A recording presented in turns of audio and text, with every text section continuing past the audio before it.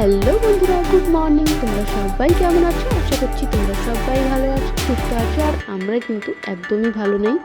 কারণটা তো জানোই যে তোমাদের দাদাভাই আজকে কাজে চলে যাবে, তার কারণেই কিন্তু আজকে মনটা একদমই খারাপ। সকাল থেকেই কিন্তু মুড অফ হয়ে আছে, মানে মনটা একটু খারাপের জন্যই কিন্তু আমার মুখের বদলটা দেখে বুঝতে পারছো যে কতটা মন খারাপ আছে। তোমাদের দাদাভাই না জামা কাপড়গুলো এদিকে গোছাচ্ছিল, তো আমি কি বললাম যে তুমি ওই সেটে কি কাজ আছে, তুমি যাও, আমি এই সেটে যাও তোমার জামা কাপড়গুলো গুছিয়ে দিচ্ছি। আর তোমাদের দাদাভাই যখন কাজে যায় না, সেরকম বলতে গেলে জামা কাপড় কিন্তু নিয়ে যায় না, 2 থেকে 3টার মতো জামা নিয়ে যায়। যে আজকে কিন্তু নিয়ে যাবে তোমার 2টো জামা নিয়ে যাবে আর একটা গেঞ্জি নিয়ে যাবে, আর কোনো কিছুই নিয়ে যাবে না, কারণ ওইখান তো সারাক্ষণও কাজে থাকে আর ওইখান তো ওর ডিউটির ড্রেস থাকে। দেখ এখন ওর জামা কাপড়গুলো কিন্তু প্যাক করে দিচ্ছিলাম। ও কিন্তু ছোট্ট একটা ব্যাগ নিয়ে যাবে, বড় ব্যাগ কিন্তু সে সেরকম নিয়ে যায় না। ছোটো একটা কাঁধে যে ব্যাগগুলো থাকে না, ওইগুলোই নিয়ে গেলে ওর হয়ে যায়।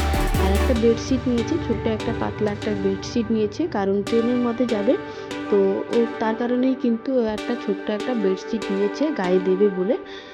এখানে দেখো সমস্ত জামা কাপড়গুলো কিন্তু ওর গুছিয়ে দিয়েছি। আর এইদিকে কিন্তু ও চলে এসেছে জামা কাপড়গুলো ব্যাগের মধ্যে ঢোকাতে। আর কয়েক ঘন্টা তোমাদের দাদাভাইয়ের সঙ্গে থাকবো। মনটা এতটাই খারাপ লাগছিল কি বলবো। ভিডিওটা এডিটিং করতে গিয়ে না, সত্যি কথা বলতে গেলে প্রচুর পরিমাণে কষ্ট হচ্ছিল, আর চোখে মনে হচ্ছিল যেন জলে চলে আসছিল ভিডিও এডিটিং করার সময়। কিন্তু ও কিন্তু জামা কাপড়গুলো গোছাচ্ছিল, আর আমার মানে একটু মনটাও খারাপ লাগছিল দেখে। আর ও কিন্তু 26টা দিন ছুটি নিয়ে এসেছিলো, যাওয়া আসা 2 দিন, আর বাড়িতে ছিল 22টা 23টা দিন কিন্তু বাড়িতে ছিল। ওর জিনিসপত্রগুলো গুছিয়ে নিয়েছিল। তারপর কিন্তু আমি এদিকে চলে এসেছিলাম দিশা শোনার জন্য খাবার বানাতে। মন খারাপ করে বসে থাকলে তো আর হবে না, মন খারাপ করে বসে থাকলে তো আর পেটটাও ভরবে না, আর দিশা শোনার তো পেট ভরাতে হবে। সকালবেলা দেখো ওর জন্য একটু চিড়ে সিদ্ধ করছিলাম আর কি। চিড়েগুলো না মানে কাঁচা চিড়ে, ওইগুলোকে একটু জল দিয়ে ধুয়ে দিয়েছিলাম। বাট দেখো কতটা পরিমাণে ধান আছে ওই চিড়ের মধ্যে। এই ধানগুলোকে কিন্তু আমি তুলে দেবো অবশ্যই, যখন ফুটবে না ওইটা কিন্তু তুলে দিলে চলে আসে, মানে ধানগুলো চলে আসে আর কি। ধানগুলো দেখো কতটা ভেসেছিল। তো ওর জন্য খাবার বানিয়ে চিড়া সিদ্ধ মানে ওকে ফুটিয়ে খাইয়ে স্নান টান কমপ্লিট করে এখন দেখো চলে এসেছিলাম ছাদের উপরে জামা কাপড়গুলো রোদে দেবো বলে। আর তোমাদের দাদাভাইয়ের কিন্তু জামা কাপড় আছে, এখন কিন্তু ওর জামা কাপড়গুলো ধোবো না। ও ওইখানে গিয়ে পৌঁছালে তারপর গিয়ে জামা কাপড়গুলো ধোবো। আর আমি কিন্তু ছাদের উপরে এসেছিলাম ননদিনীর সঙ্গে কিন্তু একটু কথা বলছিলাম, ও কিন্তু ভিডিওটা করে দিচ্ছিল। এতটা পরিমাণে কষ্ট লাগছিল প্রকাশ করতে পারছিলাম না, এতটা পরিমাণে কষ্ট লাগছিল। আর কি অদ্ভুত বলো আমাদের জীবন। যাদের স্বামী বাইরে থাকে তাদের জীবনটাই পুরো অদ্ভুত হয়।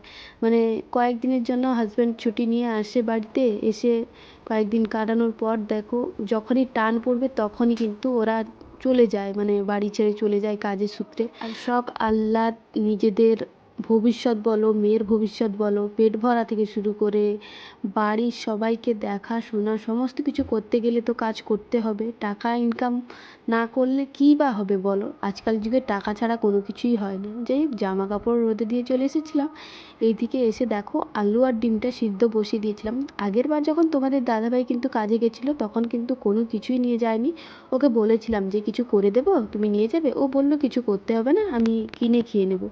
এইবার তোমাদের দাদাভাই বলেছিল নিয়ে যাবে না, বাট ওর সঙ্গে আরেকজন যাবে, তো বললো যে তুমি ডিমের কারি বানিয়ে দাও। আর আমি ওকে কিন্তু বলেছিলাম যে ডিমের কারি সিদ্ধ করে করব নাকি ভেজে করব, মানে অমলেট করে, মানে পোচ করে করব। তো ও বলল যে এমনি নর্মাল যেরকম সিদ্ধ করে হয় ওই রকমই বানিয়ে দাও। আর এদিকে দেখো ডিমগুলো সিদ্ধ হয়ে গেছিলো, আমি কিন্তু খোসা ছাড়িয়ে এখন ডিমগুলো ভেজে নেবো একটু তেলের মধ্যে। আর তোমাদের দাদাভাই কিন্তু এই ভিডিওটা করে দিচ্ছিল।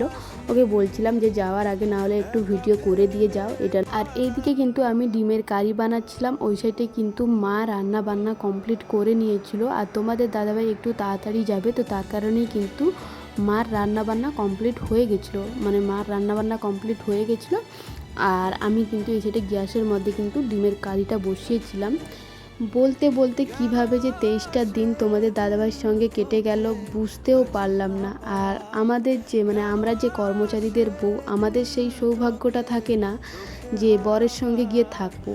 হচ্ছে 6 বছর হোক কি 1 বছর হোক কি 4 বছর হোক যে বরের সঙ্গে গিয়ে থাকবো, আমরা হচ্ছি কর্মচারীদের বউ, আমাদেরকে সারা জীবনই কিন্তু সেই শ্বশুর বাড়িতেই পড়ে থাকতে হবে। আর আমাদের সেই সৌভাগ্যটা নেই যে আমরা আমাদের হাজব্যান্ড চলে গেছে বলে যে আমার বাবার বাড়িতে চলে যাব, কি সেই ভাগ্যটা অবশ্যই আমাদের হবেও না আর হয়ও নি। আর আমার বাবা তো বিশেষ করে ওইখানে রাখবেও না, যে কিছু হয়েছে বাবা চলে এসেছো সেটা আলাদা ব্যাপার, কিন্তু তোমাকে বিয়ে দিয়েছি তুমি সংসার না করে তুমি কি চলে আসবে, এটা কিন্তু আমার বাবা মাও মেনে নেবে না। যাই হোক সেরকম কিছু না, বাট বললাম ওই যে আমরা যে কর্মচারীদের বউ, ওটা নিয়ে একটু তোমাদের সঙ্গে কথাটা শেয়ার করলাম যে আমাদের জীবনে কোনো দিনও কিন্তু এই যে স্বামীর সঙ্গে গিয়ে থাকা বলো বা স্বামী যে আছে ওইখানে গিয়ে থাকবো ওই জিনিসটা আর হয় না আর কি। যাই হোক তোমাদের রান্নাবান্না কমপ্লিট করে তোমাদের দাদাভাইকে খেতে দিয়ে দিয়েছিলাম আর আমরাও কিন্তু খেয়ে নিয়েছিলাম একসঙ্গে। খাওয়া দাওয়া কমপ্লিট করার পর এইদিকে দেখো তোমাদের দাদাভাইকে একটু সেন্ট দিয়ে দিলাম। আর ওকে প্রণাম করতে গিয়ে না আমার মনে হচ্ছিল যে ওকে বলছিলাম যে যেতে হবে না তুমি থেকে যাও, ওকে কিন্তু বলছিলাম। আর ও বলছিল যে টাইম হয়ে এসেছে তুমি প্রণাম করে নাও ঝটফট করে, আমি কিন্তু বেরোবো। তো যাই হোক এখন আমি ওকে প্রণাম করছিলাম।